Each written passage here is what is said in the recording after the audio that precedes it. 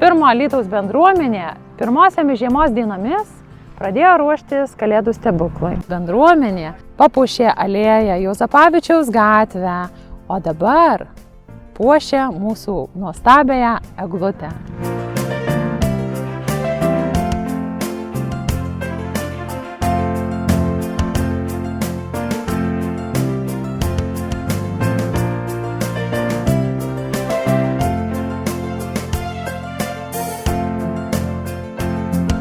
Ne tik centre ateitų prie eglutės, bet ir pas mus, kad atkeliautų žmonės prie eglutės pasižiūrėti.